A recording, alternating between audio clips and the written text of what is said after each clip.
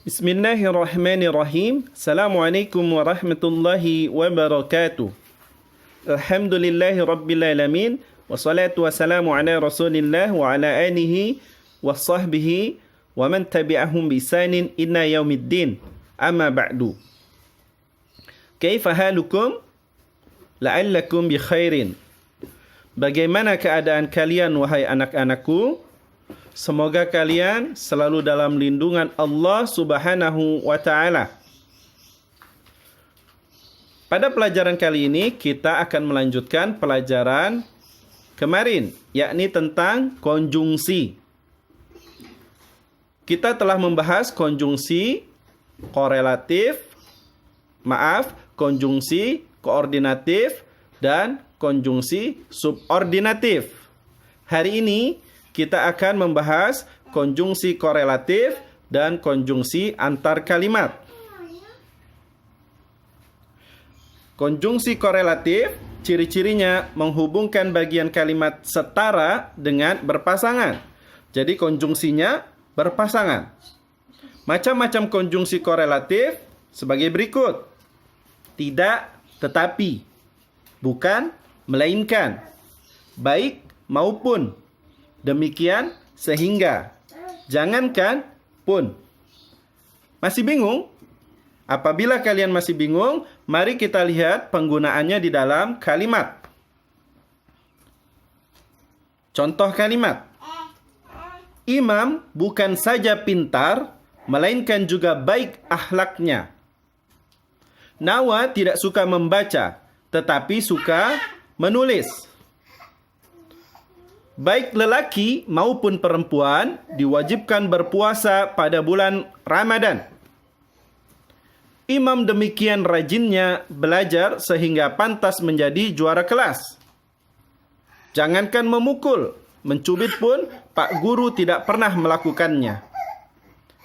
Nah, ini contoh-contoh penggunaan konjungsi korelatif di dalam kalimat. Sekarang kita lanjutkan pembahasan berikutnya, yakni konjungsi antar kalimat. Ciri-cirinya menghubungkan dua kalimat. Jadi ada dua kalimat, kemudian dihubungkan oleh konjungsi ini sehingga dua kalimat itu saling memiliki hubungan. Kemudian berada di depan kalimat. Letaknya dia berada di depan kalimat yang kedua. Diikuti tanda koma. Apa saja macamnya? Ya, berikut ini macamnya. Yang menunjukkan tambahan. Selain itu, di samping itu. Yang menunjukkan pertentangan. Namun, akan tetapi, walau begitu. Yang menunjukkan kebalikan. Sebaliknya. Yang menunjukkan kenyataan, sesungguhnya. Yang menunjukkan urutan waktu, setelah itu, sebelum itu. Yang menunjukkan penguatan, malahan. Yang menunjukkan konsekuensi, dengan demikian. Yang menunjukkan akibat atau hasil. Oleh sebab itu, oleh karena itu. Agar kalian tidak bingung, maka kita lihat contoh kalimatnya. Nawa membeli buku cerita. Selain itu, dia membeli buku tulis. Ya, perhatikan, di sini ada dua kalimat. Kalimat yang pertama adalah Nawa membeli buku cerita. Kalimat yang kedua, dia membeli buku tulis. Kemudian, dua kalimat ini dihubungkan oleh konjungsi. Selain itu. Sehingga, dua kalimat itu menjadi saling berhubungan. Kemudian perhatikan lagi penggunaan koma. Setelah konjungsi selain itu ada tanda koma. Dan perhatikan huruf kapital. Karena dia sudah ganti kalimat baru, maka dia menggunakan huruf kapital. Ya, konjungsinya ada di awal kalimat yang kedua. Oleh karena itu dia menggunakan huruf kapital pada huruf pertamanya. Kita lihat contoh kalimat berikutnya. Imam tidak suka menulis, namun dia suka membaca. Nawa suka menulis, akan tetapi dia tidak suka membaca.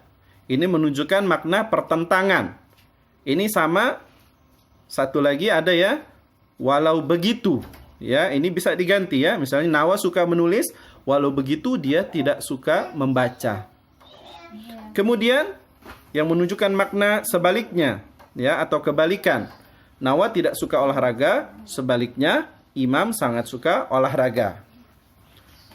Imam berhasil meraih juara umum di sekolah. Sesungguhnya dia anak yang rajin belajar. Ya, ini menunjukkan urutan waktu nih. Nawa membaca buku. Setelah itu, ia menulis resensi buku tersebut. Atau bisa juga ini dibalik. Nawa menulis resensi buku. Sebelum itu, ia membaca buku. Ya, ini sama menunjukkan urutan waktu. Kemudian yang menunjukkan penguatan. Imam rajin menghafal Al-Quran. Malahan, dia telah menghafal 30 juz. Selanjutnya yang menunjukkan konsekuensi. Nawa tidak masuk sekolah, dengan demikian dia tertinggal pelajaran. Terakhir yang menunjukkan akibat atau hasil. Imam terlambat masuk sekolah. Oleh karena itu, Imam dihukum oleh Pak Guru. Apabila kita memperhatikan pembahasan kita terhadap 4 konjungsi ini, sesungguhnya konjungsi dapat dibagi menjadi 2. Yang pertama, konjungsi intrakalimat, dan yang kedua adalah konjungsi antar kalimat. Konjungsi intrakalimat antara lain konjungsi koordinatif, subordinatif, dan korelatif. Ini termasuk konjungsi intrakalimat atau konjungsi yang ada di dalam kalimat. Jadi dia bukan menghubungkan 2 kalimat, melainkan menghubungkan bagian-bagian di dalam kalimat. Jadi dia masih 1 kalimat. Adapun konjungsi antar kalimat, dia menghubungkan 2 kalimat. Demikian pembahasan kita kali ini. Semoga kalian dapat memahaminya.